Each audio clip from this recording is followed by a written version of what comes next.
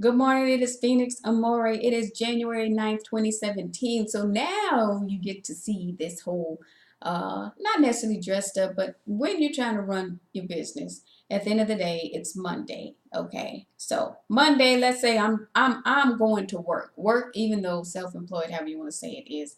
Let me go ahead and get dressed and get ready to do some stuff and get some stuff done. Now, naturally for me, that's going to be some of these videos that I'm still trying to get out. But I wanted to address something this morning.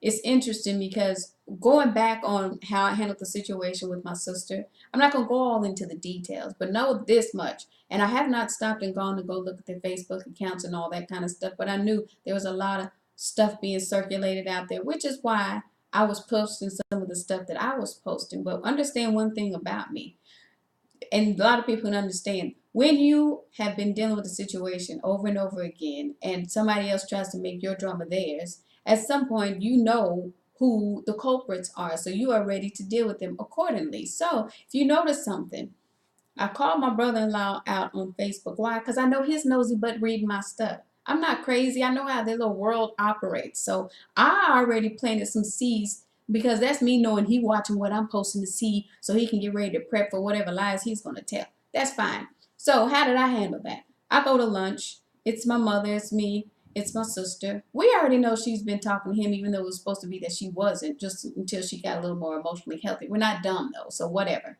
So at the end of the day, I didn't go in bashing him.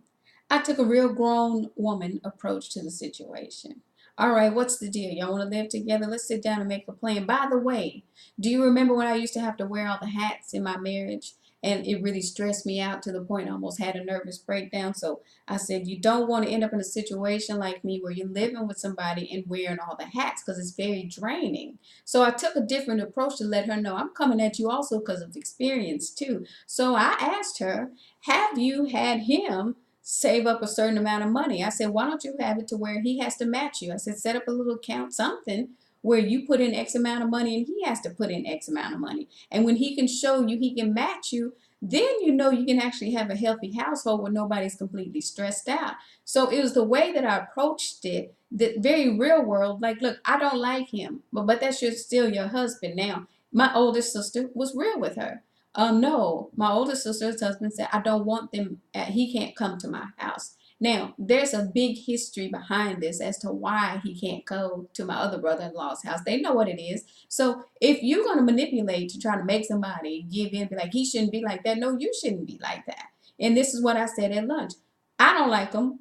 My older sister's husband doesn't like him. He has to start doing some things before people start to like him. That doesn't mean hate. That's meaning don't bring your drama around until you two start getting a little bit more balanced in how you handle situations. Don't bring it around his household or my household. It's real simple. If you step back and you're grown enough, you understand. I did set a very strong history with these people. I do need to kind of show them stuff. Now, if you want to sit there and act crazy and try to bully your way, it's not happening. That's what a lot of people are realizing now. It's a totally different, dynamics have completely changed. So the reason my mother was like, she's really good, is simply because I'm already knowing how all this stuff is. I know how, when you're dealing with manipulators, how they're watching your Facebook and plotting and saying, well, we need to discredit her and all that. So I'm prepped for all that kind of stuff.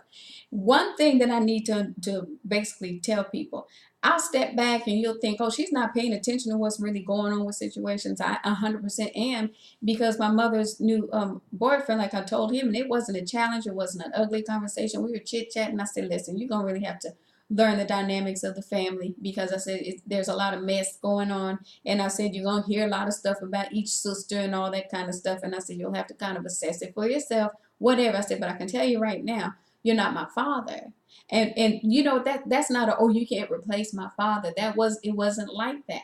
It was just like, listen, I'm gonna respect you as a man, as my mother's boyfriend, but I'm not gonna have it in a situation where you need to feel like you need to play my father. We're gonna be more friends than anything, right? With the respect between us, because I'm still a grown woman that's been handling my business. And so the rest of it, he'll have to figure out for himself. That was just me setting that boundary with him early on, just so he kind of knows, but not treating him rudely. See, this is what people don't understand. I've been real chill with the boyfriend. I'm just telling him straight up, you're not my father. So that dynamic is really kind of something that's actually going to start out healthy, because I've said that. Now, everybody else who has A, B, C, D, E, F, and G to say about him, I don't care. You'll notice one thing about me. I'm going to discern certain things for myself. I may say certain things like, okay, that's annoying to me. Don't do that. However you want to say it, but I'll say it. And then I'll leave it there. And if you can, I'll dust my feet on the situation, but I don't hold grudges like that in that case. I'll usually say what I'm going to say. Now, if you keep doing the same thing, same thing, same thing, then you'll get that point where I'm just quiet. And see, that is the thing that my mom is finally learning, where she's like, you know what? I'm not going to even, I'm like, there you go. You don't have to. That social worker in her, that LMSW that comes out, that's always wanted to fix every situation, impossible. You can't. You can only fix just a little bit. You focus on what you can fix, and you make everybody else own their stuff. So that's where we are right now. And so now she's understanding more. So when I was getting annoyed with some of my family who still did not know me as a person, always having stuff to say and trying to advise my mother as if all their situations are crystal clear and perfect. And that's where I'm getting her to the point. I'm like, nobody's household is perfect. So anybody that's constantly trying to give you a solution to all your problems and they're not in your household, they don't have all your answers. You only can focus on what's making you feel okay right now. So that's why she was surprised when we had this whole lunch where I was just taking little pieces and just kind of breaking it down to keep the peace in some capacity, but still setting a boundary about, hey, I'm only going to help this much. And now that you can see what I was saying, now you and I can have our relationship, a healthy relationship, and keep it moving. You guys have a great day.